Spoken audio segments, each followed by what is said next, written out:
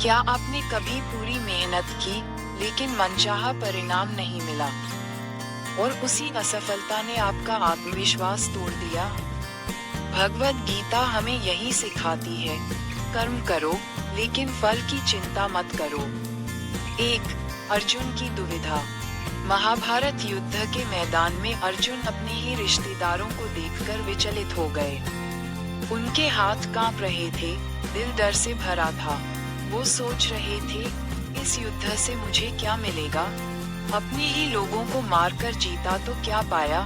यहीं पर भगवान श्री कृष्ण ने जीवन का सबसे बड़ा सत्य बताया। हे अर्जुन, तुझे सिर्फ अपना कर्म करना है, फल की चिंता मत कर। फल मेरे हाथ में है। तू आज की जिंदगी में ये ज्ञान, हम सबके जीवन में भी अर्जुन जैसी स्थिति आती है। स्टूडेंट्स पढ़ाई करते हैं लेकिन रिजल्ट की टेंशन रहती है। बिजनेस करने वाले लोग मेहनत करते हैं लेकिन प्रॉफिट का डर सताता है।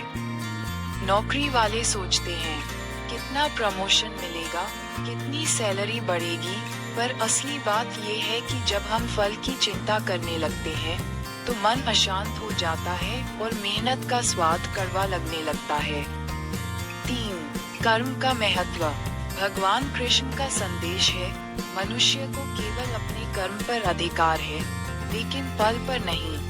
मतलब, अगर हम मेहनत ईमानदारी से करेंगे तो परिणाम अपने आप आएगा। अगर मन सिर्फ परिणाम पर अटका रहेगा तो हम कभी सही ढंग से कर्म ही नहीं कर पाएंगे। 4. एक छोटी कहानी। एक किसान था। वो रोज खेत में मेहनत करता, बीज बोता, पानी देता, लेकिन फल आने की चिंता में बीज को रोज खोदकर देखने लगता कि अंकुर निकला या नहीं। क्या हुआ? बीज नष्ट हो गया। फल की चिंता ने उसका कर्म ही बिगाड़ दिया।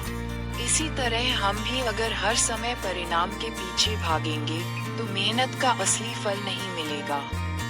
5. जीवन का फॉर्मूला।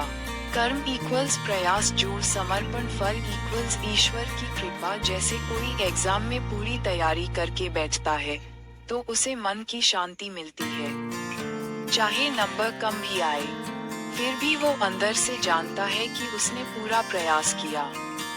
यही है असली सफलता। तो दोस्तों, गीता हमें यही सिखाती है कि कर्म करना हमारा धर्म है, फल पाना भगवान पर छोड़ दो।